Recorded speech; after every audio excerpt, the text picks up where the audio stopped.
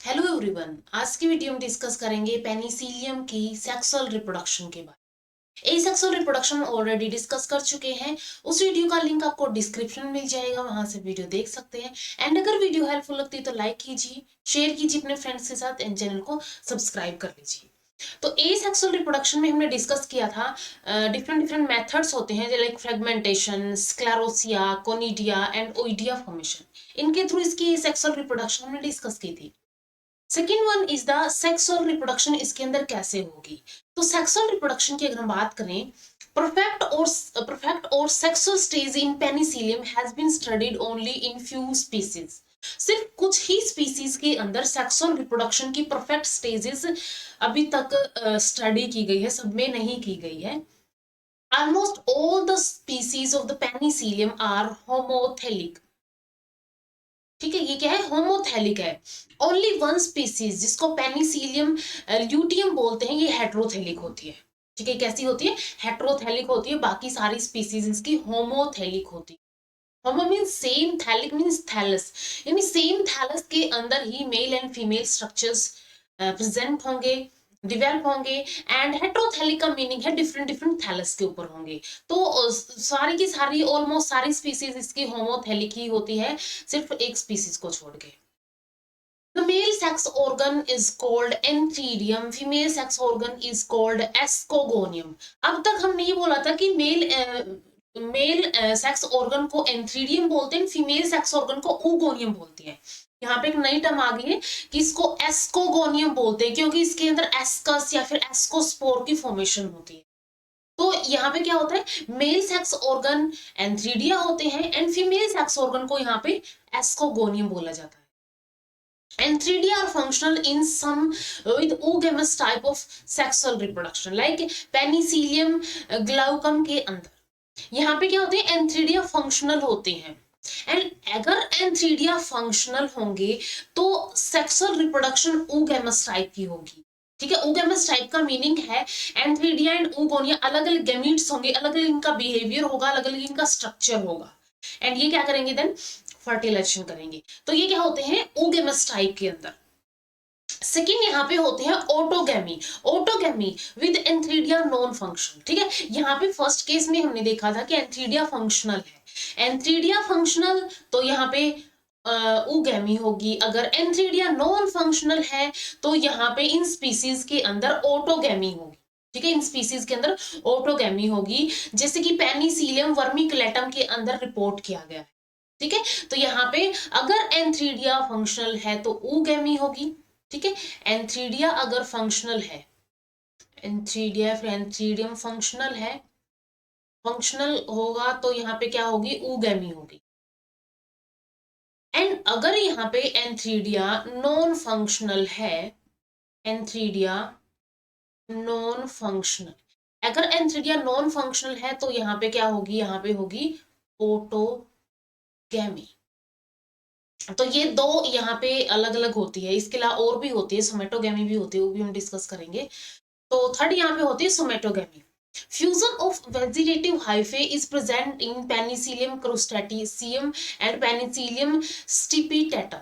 ठीक है, इन स्पीसीज के अंदर सोमेटोगैमी होती है, यानी कि फ्यूजन होता है वेजिटेटिव हाइफे का। वेजिटेटिव हाइफे इसके अंदर फ्यूज कर जाएंगे। तो हमने देखा अगर एंथ्रीडिया फंक्शनल है, एंथ्रीडिया फंक्शनल है तो उस केस में यहाँ पे oogammy होती है। इंपॉर्टेंट है ये। अगर एंथ्रीडिया नॉन फंक्शनल है, एंथ्रीडिया नॉन फंक्शनल है, नॉन फंक्शनल के केस में यहाँ पे ऑटोगैमी होगी। And third one is the, अगर यहाँ पे फ्यूजन होता है वेजिटेटिव हाइफे का। ठीक है, वेजिटेटिव हाइफे ही फ्यूज कर जाते हैं, fusion of vegetative hyphae. And इस कंडीशन में हम बोलते हैं सोमेटोगैमी, यानी कि सोमैटिक हाइफे जो होंगे, वेजिटेटिव स्ट्रक्चर्स जो होंगे या फिर सोमैटिक उनके अंदर कंस्टिट्यूशन होगा तो उनको उसको सोमेटोगैमी बोला जाएगा। ठीक है, तो तीन डिफरेंट डिफरेंट टाइप की यहाँ पे प्रोसेसेस होती है। The Penicillium represent the progressive reduction in sexuality. तो आगे जब भी जाता है तो सेक्सुअलिटी के अंदर इसके अंदर रिडक्शन शो किया जाता है, जो भी यहाँ पे डिप्लॉयड नंबर होगा वो रिड्यूस कर दिया जाता है। The detail of the sexual reproduction were worked out by Denziard in 1907 in Penicillium vermiculatum। ठीक है, ये जो है पेनिसिलियम वर्मिकुलेटम के अंदर इस सेक्सुअल रिप्रोडक्शन की डिटेल वर्क इसके अंदर वर्क किया गया था, डिटेल इसकी निकाली गई थी इससे। एंड इस स्पीसीज को अब बोला जाता है टालारोमाइसिस वर्मिकुलेटस। ठीक है, पहले इसका नाम पेनिसिलियम वर्मिकुलेटम था, अब इसको टालारोमाइसिस वर्मिकुलेटस बोला जाता है। ये सिर्फ एक इंफॉर्मेशन है। इसके बाद नेक्स्ट यहाँ पे एस्कोगोनियम एंड एंथ्रीडियम की फॉर्मेशन कैसे होगी। तो फर्स्ट एस्कोगोनियम की, यानी कि एस्कोगोनियम क्या था यहाँ पे, फीमेल सेक्स ऑर्गन। तो एस्कोगोनियम की अगर हम बात करें यहाँ पे, एस्कोगोनियम के अंदर क्या होगा अभी यहाँ पे, ascogonium develop from erect unicellular hyphal branches. जो यूनिसेलुलर हाइफल ब्रांचेस होगी उनसे एस्कोगोनियम डिवेल्प होगा। Ascogonium when young is uninucleate. जब ये यंग कंडीशन में होता है तो ये यूनिन्यूक्लिएट होता है, यानी कि इसके अंदर सिंगल न्यूक्लियस होगा। As it elongates its nucleus divides and redivides forming 16 to 64 nuclei. लेकिन जैसे जैसे ये इलोंगेट होगा, ये बढ़ेगा, ग्रो करेगा, तो ये 16 to 64 न्यूक्लियाई फॉर्म कर लेगा।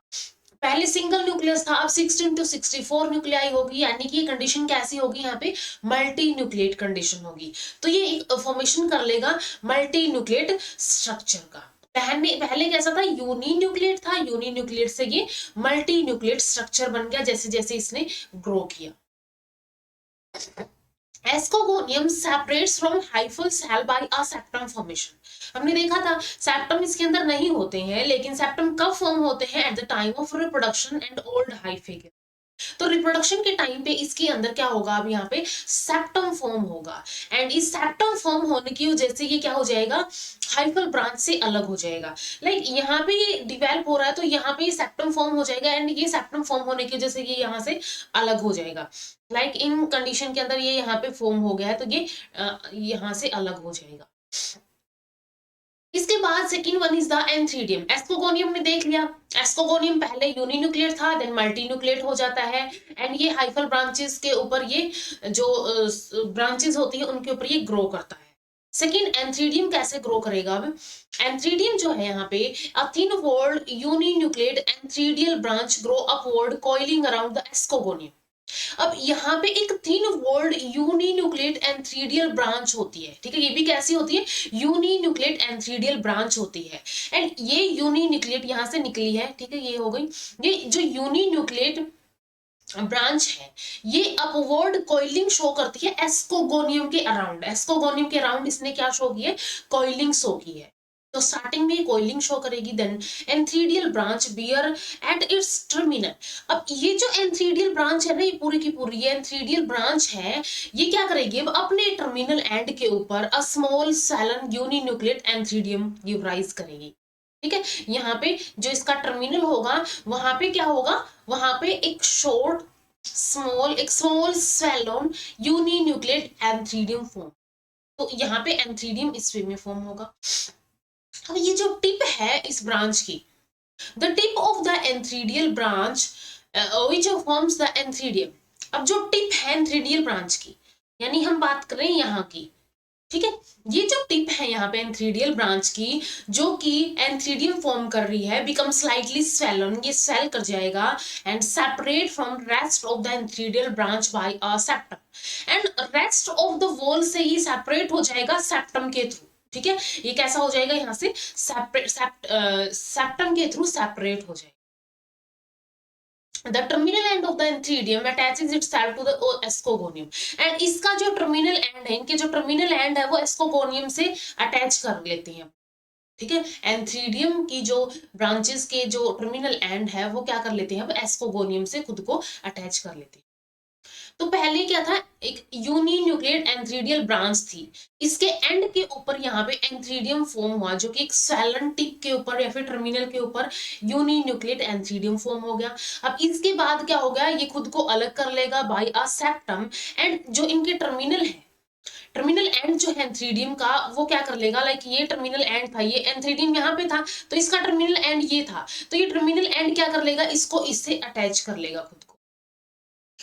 इसके बाद इसकी दो वे में एस्कस और एस्कोस्पोर की फॉर्मेशन होगी। एक होगा यहाँ पे डायरेक्ट मेथड, सेकंड यहाँ पे होता है इनडायरेक्ट मेथड। तो ये डायरेक्ट मेथड है पहले। डायरेक्ट मेथड में क्या होगा, यहाँ पे एक एस्कोजीनियस बड बनेगी, ठीक है। ये बड क्या करेगी, एस्कोजीनियस हाइफे फॉर्म कर देगी, ब्रांच्ड हाइफे फॉर्म कर देगी। ये टर्मिनल बाइन्यूक्लिएट सेल थी। अब इसके ऊपर ये जो इसकी टर्मिनल बाइन्यूक्लिएट सेल थी वो एस्कस मदर सेल की तरह एक्ट करेगी। अब इसके बाद ये यंग एस्कस फॉर्म कर लेगी, देन न्यूक्लियाई डिवाइड करेगी एंड ये एस्कस फॉर्म कर लेगी। ये एस्कस हो गया एंड ये इसके अंदर बहुत सारे एस्कोस्पोर फॉर्म हो जाएंगे। तो ये डायरेक्ट मेथड होता है। इनडायरेक्ट मेथड के अंदर क्या होता है, एक क्रोजियर की फॉर्मेशन के थ्रू होता है, ठीक है। ये कर्व्ड स्ट्रक्चर होता है। ये पहले ये ग्रो किया, देन यहाँ पे टर्मिनल पे क्रोजियर बना एंड इसके बाद ये ऐसी हुई, फिर इसके बाद इसके अंदर मियोसिस होगी, मियोसिस के बाद मियोसिस सेकंड होगी, यहाँ पे बहुत सारे एस्कोस्पोर बन जाएंगे एंड ये एक मैच्योर एस्कस बन गया। तो ये हम डिटेल में देखेंगे कैसे कैसे होती है। ये कैसा है, इनडायरेक्ट मेथड है, ठीक है। एस्कस डेवलपमेंट का इनडायरेक्ट मेथड है। इसके बाद फर्टिलाइजेशन होगी। फर्टिलाइजेशन जो है दो स्टेजेस के अंदर होगी, यहाँ पे प्लाज्मोगेमी एंड कैरियोगेमी। प्लाज्मोगेमी में प्रोटोप्लाज्म या फिर हम बोल सकते हैं साइटोप्लाज्म, ठीक है। साइटोप्लाज्म का फ्यूजन होगा, कैरियोगेमी में न्यूक्लियस, ठीक है। दो स्टेजेस आएंगे यहाँ पे, प्लाज्मोगेमी एंड कैरियोगेमी। तो यहाँ पे जो है सबसे फर्स्ट प्लाज्मोगेमी के अंदर क्या होगा, when the tip of the antheridium touches the wall of the escogonium, the wall of the contact dissolved and a pore develop। अब प्लाज्मोगेमी का मीनिंग होता है पास पास लेके आना, क्लोज टुगेदर लेके आना। तो ये क्या करेगी, अब ये जो एंथ्रीडियम था एंड एस्कोगोनियम था उनको पास पास लेके आएगी। तो यहाँ पे हमने देखा था कि ऐसी ये एस्कोगोनियम यहाँ पे था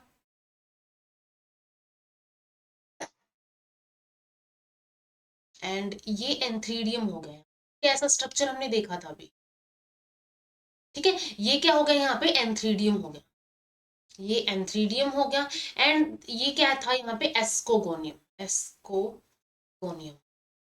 अब ये जो है फर्स्टली यहाँ पे ये वो जो ये पास में आए थे, हमने देखा था कि ये आ गए हैं एक दूसरे के टच कर लेंगे खुद को। तो अब यहाँ पे क्या होगा, ये एक दूसरे को टच करेंगे, जो वॉल ऑफ एक्सकोगोनियम है वो इसके वॉल ऑफ एंथ्रीडियम के कांटेक्ट में आएगी एंड यहाँ पे एक पोर डिवेल्प हो जाएगा। यहाँ पे क्या हो जाएगा, एक पोर डिवेल्प हो जाएगा, लाइक ये यहाँ पे एक पोर डिवेल्प हो गया है यहाँ पे, ठीक है। यहाँ पे क्या होगा, ये पोर बन गया, ये पोर बन गया यहाँ पे। तो पोर की वजह से ये जो भी इसके अंदर न्यूक्लियाई होगी वो एंटर कर सकती है एस्कोगोनियम के अंदर। तो यहाँ पे क्या होगा, वॉल डिसॉल्व हो जाएगी एंड एक पोर डेवलप हो जाएगा। सबसे फर्स्ट तो ओगैमस स्पीसीज के अंदर, ओगैमस स्पीसीज के अंदर हमने देखा था कि एंथ्रीडिया फंक्शनल होगा वहां पे। तो एंथ्रीडियन एस्कोगोनिया आर फंक्शनल, दोनों ही फंक्शनल होती हैं। The mail nucleus migrate into ascogonium and यहाँ पे जो मेल न्यूक्लियस होगा वो क्या करेगा, वो माइग्रेट करेगा एस्कोगोनियम के अंदर, ठीक है। तो यहाँ पे एस्कोगोनियम के अंदर ये माइग्रेट कर गया है। It divides and come to lie in pairs with female nuclei in escogonium। अब ये क्या करेगा, फीमेल न्यूक्लियाई के साथ पेयर कर लेगा, ठीक है। फीमेल न्यूक्लियाई के साथ पेयर कर लेगा। ये कंडीशन है जब एंथ्रीडिया फंक्शनल है, ठीक है। एंथ्रीडिया अगर फंक्शनल है तो एक मेल यानी एंथ्रीडियम हो गया, एक फीमेल एस्कोगोनियम हो गया, वो क्या करेंगे, एक पेयर बना लेंगे, एक पेयर बनाएंगे फीमेल न्यूक्लियाई के साथ टू फॉर्म डाइकैरियन एंड ये क्या फॉर्म कर देंगे, यहाँ पे एक डाइकैरियन फॉर्म कर देंगे। Septa form to constitute dikaryotic cell inside the ascogonium and यहाँ पे क्या हो जाएगा, सेप्टा फॉर्मेशन हो जाएगा एंड ये सेप्टा क्या करेंगे, इन डाइकैरियोटिक सेल जो है एस्कोगोनियम की इनको सेपरेट करके रखेंगे, ठीक है। यहाँ पे जैसे कि ये हो गया है, ये एक मेल हो गया, एक फीमेल हो गया, तो ये दोनों के दोनों क्या आ गए, पास पास आ गए हैं, पेयर के अंदर आ गई हैं। तो अगर हम बात करें यहाँ पे कंडीशन हो जब एंथ्रीडिया फंक्शनल हो, यानी कि इनके अंदर ओगैमस टाइप स्पीसीज हो, ओगैमी हो, तो उस कंडीशन में एक मेल होगा, एक एंथ्रीडियम होगा, एक एस्कोगोनियम होगा, वो पेयर बनाएंगे। अब अगर कंडीशन यहाँ पे दूसरी हो, यानी कि अगर एंथ्रीडियम नॉन फंक्शनल हो, ऑटोगैमी हो या फिर समेटोगैमी हो, तो उस कंडीशन में क्या होगा? इन ऑटोगैमस स्पीसीज यानी जिनके अंदर ऑटोगैमी होगी, as antheridia are non functional, हमें पता है वहां पे एंथ्रीडिया नॉन फंक्शनल होता है, and pairing occurs between the nuclei of ascogonium finally to form dikaryotic cells. अब यहाँ पे डायोकैरियोटिक सेल प्लाज्मोगैमी का एक प्रोडक्ट है। प्लाज्मोगैमी के अंदर क्या होगा? डाइकैरियोटिक सेल बनेगी। अब ये डाइकैरियोटिक सेल है, अगर यहाँ पे एंथ्रीडिया फंक्शनल है, अगर यहाँ पे एंथ्रीडियम फंक्शनल है, अगर एंथ्रीडियम फंक्शनल है तो क्या बन जाएगा? एक मेल यानी एंथ्रीडियम की एक फीमेल की न्यूक्लियाई पेयर कर लेंगे। अगर यहाँ पे एंथ्रीडिया नॉन फंक्शनल है, अगर नॉन फंक्शनल है तो उस कंडीशन में एस्कोगोनियम यानी कि फीमेल एंड प्लस फीमेल की जो न्यूक्लियाई है वो पेयर बना लेंगे, क्योंकि एंथ्रीडिया है ही नहीं, तो ऑटोगैमी होगी तो एस्कोगोनियम की ही न्यूक्लियाई क्या करेंगी? पेयर बना लेंगी एंड फाइनली डाइकैरियोटिक सेल बना लेंगी। इन सोमेटोगैमस स्पीसीज जिनके अंदर सोमेटोगैमी होगी, nuclei come to lie in pairs of different vegetative hyphae. इसके अंदर क्या हो गए? लाइक एक हाइफा ये हो गया, सेकंड हाइफा ये हो गया, इन हाइफे की जो न्यूक्लियाई होंगी वो पास पास आएंगे एंड ये क्या करेंगे? एक डाइकैरियन फॉर्म कर लेंगे। अब अगर हम देखें तीनों ही स्पीसीज के अंदर, तीनों ही टाइप के अंदर, चाहे ऊगैमी हो, चाहे वो ऑटोगैमी हो, चाहे वो सोमेटोगैमी हो, तीनों के अंदर ही डाइकैरियन बना है, तीनों के अंदर डाइकैरियन बना है। अब ऊगैमस के अंदर अगर एंथ्रीडिया फंक्शनल है तो वो क्या बन जाएगा? एक मेल एंड फीमेल न्यूक्लियाई का बन जाएगा, एंड उसके ऑटोगैमी के अंदर एंथ्रीडिया नॉन फंक्शनल है तो वहां पे क्या होगा? एस्कोगोनियम ही पेयर बना लेंगे। इन सोमेटोगैमी के अंदर वेजिटेटिव हाइफे की जो न्यूक्लियाई होंगी वही पेयरिंग कर लेंगे। तो ये डिफरेंट डिफरेंट तीनों स्पीसीज के अंदर। डाइकैरियोफेज क्या होता है? With the formation of dikaryon form होता है यहाँ पे। The haplophase in the life cycle and dikaryotic phase start. यहाँ तक हैप्लोफेज खत्म हो जाता है, अब दो न्यूक्लियाई बन जाती है, डिप्लॉइड बन जाती है, तो यहाँ से डाइकैरियोटिक फेज स्टार्ट हो जाता है। इसके बाद dikaryotic cell of ascogonium send out small protuberances, यानी कि एक छोटी सी बड लाइक स्ट्रक्चर, छोटी सी ट्यूब लाइक स्ट्रक्चर ये देगी। तो डाइकैरियोटिक सेल जो है एस्कोगोनियम की, वो क्या करेंगी? यहाँ पे स्मॉल प्रोट्रेवेंस प्रोवाइड करवाएंगी, देंगी। The two nuclei of each dikaryotic cell in ascogonium divide simultaneously, जिसको कंजुगेट डिवीजन बोलेंगे। साइमल्टेनियसली दोनों की दोनों डिवाइड करेंगी, जो दो न्यूक्लियाई है डाइकैरियोटिक सेल की, वो साइमल्टेनियसली साथ साथ में डिवाइड करेंगी। One pair of nuclei shift to protuberance, and एक पेयर ऑफ न्यूक्लियाई क्या करेंगी? वो शिफ्ट हो जाएंगी ये जो छोटी सी प्रोट्रूबरेंस या फिर छोटी सी बड बनी थी उसके अंदर, टू फॉर्म एस्कोगोनियल इनिशियल। एंड ये क्या फॉर्म कर देगी? एस्कोगोनियम इनिशियल फॉर्म कर देगी, which divide to form ascogenous hyphae. And जैसे कि ये बड यहाँ पे फॉर्म हुई थी, एक इसमें माइग्रेट कर गई, देन ये डिवाइड होके एस्को ब्रांच एस्कोजीनियस हाइफे यहाँ पे फॉर्म हो जाएगा विद डाइकैरियोटिक सेल। एंड इनके अंदर कैसे डाइकैरियोटिक सेल है, ठीक है। डाइकैरियोटिक फेज के अंदर सबसे पहले एस्कोगोनियम एक स्मॉल प्रोट्रूबरेंस देगा, छोटी सी बड लाइक स्ट्रक्चर देगा। अब छोटी सी बड लाइक स्ट्रक्चर हो गई है। सेकंड, यहाँ पे जो न्यूक्लियाई है डाइकैरियोटिक सेल की वो डिवाइड करेंगी, साइमल्टेनियसली डिवाइड करेंगी, साथ साथ डिवाइड करेंगी, कंजुगेट डिवीजन होगी यहाँ पे। एंड इसमें से एक पेयर ऑफ न्यूक्लियाई क्या करेगी? वो मूव कर जाएगी, जो ये स्मॉल प्रोट्रूबरेंस बनी थी, बड बनी थी, उसके अंदर मूव कर जाएगी एंड एस्कोगोनियल इनिशियल फॉर्म कर देगी, which divide to form ascogenous hyphae, जो कि एस्कोजीनियस हाइफे फॉर्म कर देगी विद डाइकैरियोटिक सेल्स।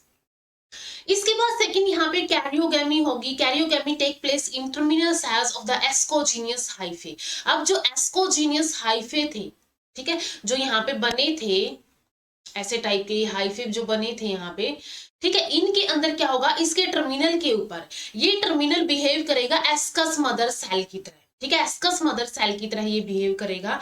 लाइक हमने यहाँ पे देखा था, ये यहाँ पे ये जो टर्मिनल है इन बाइन्यूक्लियेट सेल का, ठीक है, ये एस्कस मदर सेल की तरह बिहेव करेगा एंड एस्कस मदर सेल से नेक्स्ट इसकी डेवलपमेंट हो, तो ये बिहेव करेगा एस्कस मदर सेल की तरह। एस्कस मदर सेल में बी फॉर्म डायरेक्टली और बाय कोजियर फॉर्मेशन। हमने देखा वो जो फर्स्ट डायग्राम था वो डायरेक्ट फॉर्मेशन का था, एस्कस फॉर्मेशन का। सेकंड यहाँ पे हो सकता है क्रोजियर फॉर्मेशन की तरह, फॉर्मेशन के थ्रू, ठीक है, क्रोजियर फॉर्मेशन के थ्रू हो सकता है। तो सेकंड यहाँ पे इनडायरेक्ट टाइप से होगा। इन क्रोजियर फॉर्मेशन मेथड के अंदर क्या होगा, terminal cell of the ascogenous hyphae get curved, ठीक है, ये कैसे होने स्टार्ट कर देंगी, कर्व होना स्टार्ट कर देंगी, मुड़ना स्टार्ट कर देंगी, बेंट होना स्टार्ट कर देंगी to form a beak like structure जिसको क्रोजियर बोलते हैं। एंड ये जो बीक लाइक स्ट्रक्चर बनेगा इसको ही क्रोजियर बोलते हैं। Both the nuclei in crozier divide simultaneously to form 4 daughter nuclei, ठीक है, और ये जो न्यूक्लियाई थी, दो न्यूक्लियाई थी यहाँ पे, दोनों की दोनों न्यूक्लियाई ही क्या करेंगी अब साइमल्टेनियसली डिवाइड करेंगी एंड ये 4 न्यूक्लियाई फॉर्म कर देगी, ठीक है, यहाँ पे क्या क्या फॉर्म हो जाएगी, 4 डॉटर न्यूक्लियाई फॉर्म हो जाएगी। One shift to extreme tip of the crozier and another to the base of the septum। अब एक क्या करेगी यहाँ पे, एक तो बिल्कुल टिप के ऊपर शिफ्ट हो जाएगी, लाइक ये जो है बिल्कुल टिप के ऊपर शिफ्ट हो गई एंड एक इसके जो इसका बेस था उसके ऊपर शिफ्ट हो जाएगी, ठीक है, एक टिप के ऊपर एक बेस के ऊपर शिफ्ट हो जाएगी।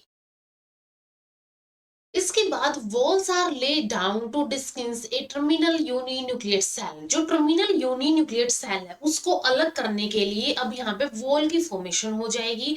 अब बाई न्यूक्लियेट पेनल्टीमेट और arc cell and another uninucleate antepenultimate cell.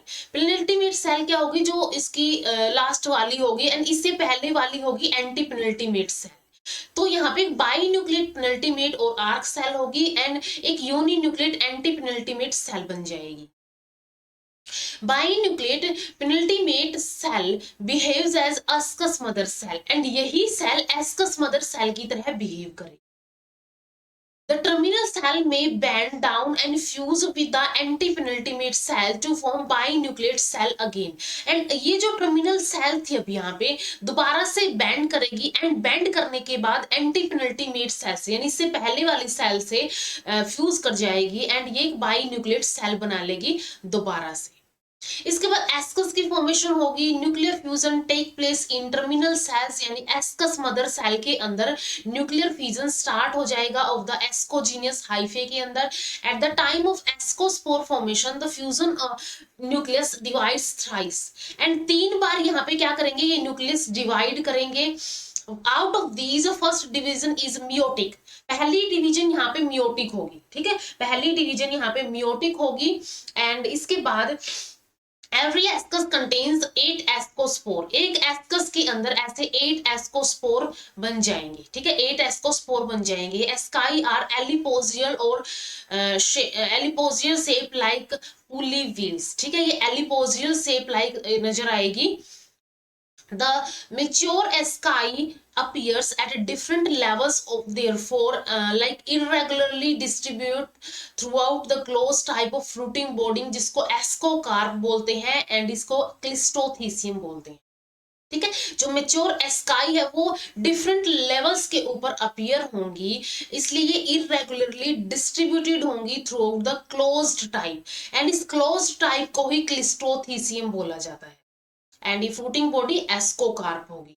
तो एस्कोकार्प यहाँ पे फॉर्मेशन होगी। तो एस्कस क्या होगा, पहले जो यहाँ पे एस्कस मदर सेल बनी थी उसके अंदर न्यूक्लियर फिजन होगा। न्यूक्लियर फिजन के बाद यहाँ पे 3 बार यहाँ पे डिवीजन होगी एंड उन डिवीजन में से सबसे फर्स्ट डिवीजन यहाँ पे मियोटिक डिवीजन होगी। हर एक एस्कस यहाँ पे 8 एस्कोस्पोर फॉर्म कर देगा जो कि कैसे होंगे, एलिपोजियल लाइक शेप के होंगे एंड मेच्योर एस्काई जो है वो डिफरेंट लेवल के ऊपर अपीयर होगी, इरेगुलरली डिस्ट्रीब्यूटेड होंगी क्लोज टाइप फ्रूटिंग बॉडी के अंदर जिसको एस्कोकार्प बोला जाता है एंड इसको क्लिस्टोथीसियम बोला जाता है। इसके बाद ये क्लिस्टोथीसियम और जो ये एस्कोकार्प है, ठीक है, ये क्लिस्टोथीसियम में बंद है, इस पेरिडियम के अंदर ये बंद है जिसके अंदर ये डिफरेंट डिफरेंट एस्कोस्पोर प्रेजेंट है एंड ग्राउंड टिश्यू है। तो इस पेनिसिलियम के अंदर एस्कोकार्प इज ऑफ क्लिस्ट्रोथीसियम टाइप, ये क्लोज टाइप का होता है, क्लिस्ट्रो वर्ड क्लोज के लिए आता है, ठीक है, क्लिस्ट्रोथीसियम यानी कि क्लोज टाइप का होता है।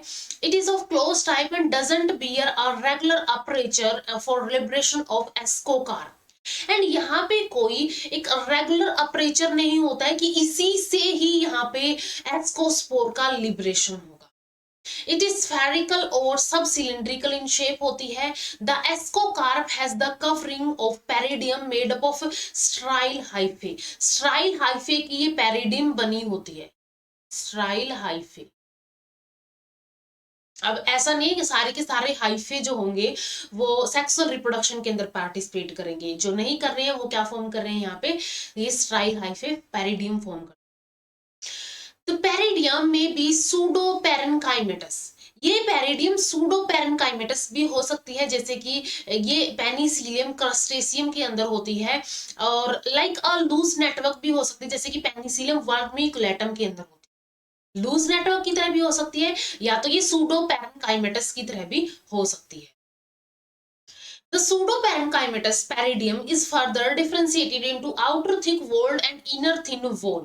And ये जो pseudoparenchymatous peridium है, यानी कि फॉल्स टाइप के ये जो माइसीलियम या फिर हाइफे फॉर्म करती है उसको pseudoparenchymatous peridium बोलेंगे। ये further outer thick wall and inner thin walled layer के अंदर डिवाइड हो जाती है। Asci within ascocarp are scattered, and इसके अंदर ये जो है ये क्या है, इसके अंदर ही स्कैटर्ड होती है, बिखरी हुई होती है एस्काई। सिंगुलर इनको एस्कस बोलते हैं, प्लूरल इनको एस्काई बोलते हैं। ईच एस्कस, जैसे कि यहाँ पे सिंगुलर आया तो ईच एस्कस इज सब ग्लोबोस और पियर शेप की, ठीक है। एस्कस कैसे होते हैं, सब ग्लोबोस और पियर शेप के होते हैं, जो कि 8 एस्कोकार्प, जैसे कि ये हो गया एक, इसके अंदर ऐसे 8 एस्कोकार्प प्रेजेंट होते हैं। In side view, ascocarp look like a pulley wheel and round to star shaped in face view. अगर इसको साइड व्यू से देखते हैं तो ये पुली व्हील की तरह नजर आती है, and round to star shape की ये नजर आती है। The ascospore wall is smooth and sculptured, and ये जो वॉल होगी इसकी ये स्मूथ होगी एंड ये स्कल्पचर्ड होगी, स्मूथ एंड स्कल्पचर्ड होगी। Cleistothecium represent 3 generation. अब इसके अंदर जो एस्कोस्पोर के अंदर जो भी बंद है यहाँ पे एस्काई या फिर एस्कस या फिर हम एस्कोस्पोर बोल सकते हैं, ये 3 जनरेशन रिप्रेजेंट करते हैं। एक होता है यहाँ पे parent haplophase, it represent by the sheath of peridium made up of loosely interwoven hyphae. जो बाहर की पेरिडियम होती है वो क्या रिप्रेजेंट करती है, यहाँ पे पेरेंट हैप्लोफेज रिप्रेजेंट करती है।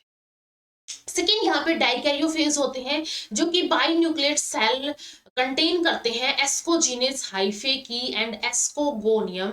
The transitory diplophase consist of ascus mother cell having diploid nucleus, and यहाँ पे क्या होंगे, जो भी यहाँ पे सेल होंगी वो डिप्लॉयड न्यूक्लियस के साथ होंगी, ठीक है, तो डाइकैरियोफेज होता है।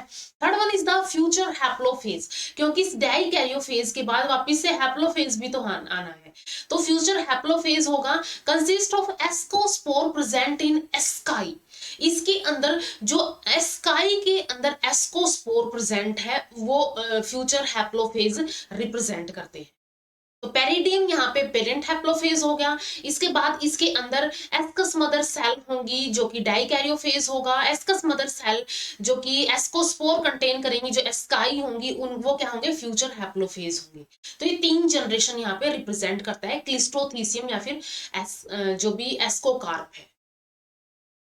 इसके बाद एस्कोस्पोर्स का लिबरेशन कैसे होगा एंड जर्मिनेशन कैसे होगा, कैसे ये बाहर निकलेंगे, फ्री होंगे यहाँ पे इससे। The walls of the asci dissolved and ascospore float in nutritive fluid formed by disintegration of wall of asci, inner layers of peridium and ascogenous hyphae. जो इसकी वॉल है, एस्काई की वॉल डिजोल्व हो जाएगी। वॉल डिजोल्व होते ही यहाँ पे जो एस्कोस्पोर्स निकलेंगे इसमें से, ये वॉल एस्काई की डिजोल्व होते ही जो एस्कोस्पोर थे ये बाहर निकल आएंगे, एस्कोस्पोर ऐसे फ्री हो जाएंगे। ये एस्कोस्पोर न्यूट्रिटिव फ्लूइड के अंदर फ्लोट करेंगे। जो ये न्यूट्रिटिव फ्लूइड है वो कहाँ से बनेगा, वो बनता है जो ये वॉल डिसइंटीग्रेट हुई है, ये जो वॉल यहाँ से ये डिसइंटीग्रेट हुई है, ये रप्चर हुई है, इससे बनेगा। जो पेरिडियम की इनर लेयर होगी, यहाँ पे ये पेरिडियम होगा, जैसे कि पेरिडियम की इनर लेयर से बनेगा एंड एस्कोजीनियस हाइफे से बनेगा। इन तीनों चीजों से ये न्यूट्रिटिव फ्लूइड होगा जिसके अंदर एस्कोस्पोर्स फ्लोट करेंगे। Finally, decay occur in outer wall of the peridium and ascospore are liberated. अब जो पेरिडियम की आउटर वॉल थी, इनर वॉल तो वो फ्लूइड फॉर्म करना, न्यूट्रिटिव फ्लूइड के लिए डिसइंटीग्रेट हो गई या फिर उन्होंने फॉर्म कर दिया, एंड जो बाहर वाली लेयर है वो डिके हो जाएंगी फाइनली, एंड एस्कोस्पोर्स वहां से लिबरेट हो जाएंगे। Ascospores after falling on the stable substratum, liberate होने के बाद एक स्टेबल सबट्रैक्टम के ऊपर गिरने के बाद under stable conditions germinate and form germ tube, ये जर्मिनेट होंगे एंड जर्म ट्यूब फॉर्म कर देंगे। Germ tube after growth becomes septate and branch to form mycelium, and ये जो जर्म ट्यूब है ग्रोथ के बाद ये सेप्टेट, इसके अंदर सेप्टम आ जाएगा एंड ये ब्रांच हो जाएगी एंड ये माइसीलियम फॉर्म कर देगी। ये इसकी डायग्रामेटिक लाइफ साइकिल है, जो भी जो स्टेजेस हमने डिस्कस की है। तो लाइक सबसे फर्स्ट अगर हम देखें यहाँ पे ये एक हाइफे था या फिर माइसीलियम था, इससे यहाँ पे क्या हुए, एंथ्रीडियम एंड एस्कोगोनियम डेवलप हुई, ये एस्कोगोनियम हो गया, इसके ये टर्न अराउंड कर रहा है, एंथ्रीडियम हो गया, फिर इनकी वॉल्स जो है वो अटैच हो गई है, ये और ज्यादा इसके साथ जो है इसकी कोइलिंग हो गई है एंड यहाँ पे डाइकैरियोटिक सेल्स हो गई है, इसको बाहर से स्ट्राइल हाइफिन ढक लिया है, एंड फिर क्या होगा यहाँ पे डिफरेंट डिफरेंट स्टेजेस जो हमने देखी थी वो आएंगी, देन एस्कोजीनियस हाइफे इससे डिवेलप हो जाएगा, ये टर्मिनल सेल्स होंगी, टर्मिनल सेल फ्यूजन हुआ यहाँ पे, ठीक है, टर्मिनल सेल्स का फ्यूजन होगा, एंथ्रीडियम सब टर्मिनल सेल है यहाँ पे। इसके बाद यहाँ पे नेक्स्ट जो है मियोसिस होगी, तो यहाँ पे एस्कस, इसके अंदर एस्कोस्पोर्स फॉर्म हो जाएंगे, एंड यहाँ पे अगर हम देखें ये सेल पेरिडियम होगी, जिसके ये स्काई होगी, क्लिस्ट्रोथीसियम या फिर एस्कोकार्प, एंड इसके अंदर ये एस्कोस्पोर्स हैं, ये लिबरेट हो जाएंगे, ठीक है। लिबरेट होने के बाद ये वापिस से क्या कर लेंगे, जर्मिनेट होके किसी सबट्रैक्टम स्टेबल कंडीशंस, फेवरेबल कंडीशंस आते ये जर्मिनेट होके एक नया माइसीलियम फॉर्म कर लेंगे। ये इसकी ग्राफिकल रिप्रेजेंटेशन है। सोमेटिक हाइफे था, कोनिडियोफोर से कोनिडिया रिलीज हुए, then on germination again somatic hyphae इसने फॉर्म कर दिया, ये एसेक्सुअल रिप्रोडक्शन के अंदर होता है। इसके अलावा यहाँ पे ओइडिया या फिर फ्रेगमेंटेशन भी होती है। सेक्सुअल रिप्रोडक्शन के अंदर इस सोमेटिक हाइफे से एंथ्रीडियम एंड एस्कोगोनियम प्रोड्यूस होंगे, एस्कोगोनियम विद बाइन्यूक्लिएट सेल होंगे, एस्कोजीनियस हाइफे फॉर्म कर देंगे, एस्कस मदर सेल फॉर्म कर देंगे, एंड देन कैरियोगैमी होगी, देन एस्कस यहाँ पे बनेंगे, इनके अंदर मियोसिस होगी एंड एस्कोस्पोर्स बन जाएंगे। या तो इस ये एस्कोजीनियस हाइफे इन एस्कोस्पोर्स को डायरेक्टली गिव राइज कर देंगे, ऑन जर्मिनेशन अगेन ये सोमेटिक हाइफे प्रोड्यूस कर देंगे। तो इस ये डिफरेंट डिफरेंट स्टेजेस के थ्रू इसके अंदर रिप्रोडक्शन होती है, इसकी लाइफ साइकिल हो गई। अब हमने देखा था कि यहाँ पे डिप्लोफेज आता है, जैसे कि एस्कस मदर सेल डाइक्रेटिक फेज है, तो ये कैसा होगा, यहाँ पे 2n होगा, अगेन मियोसिस हुई तो यहाँ पे n हो जाएगा, ठीक है, अगेन n हो जाएगा। तो ये डाइक्रेटिक एंड इसके अंदर हैप्लोफेज चलते रहते हैं। तो इस वीडियो में हमने सेक्सुअल रिप्रोडक्शन के बारे में, कैसे एंथ्रीडियम, कैसे एस्कोगोनियम बना, कैसे एस्कस फॉर्मेशन हुई डायरेक्ट एंड इनडायरेक्ट मेथड से, देन कैसे इसके अंदर एस्कोस्पोर्स का लिबरेशन हुआ और जर्मिनेशन हुई। तो ये डिफरेंट डिफरेंट हमने टॉपिक्स डिस्कस कर लिए यहाँ पे, एंड तो इस वीडियो में इतना ही। नेक्स्ट वीडियो में डिस्कस करेंगे पक्सीनिया के बारे में। अगर वीडियो हेल्पफुल लगे तो लाइक कीजिए, शेयर कीजिए अपने फ्रेंड्स के साथ, इन चैनल को सब्सक्राइब कर लीजिए। Thank you so much.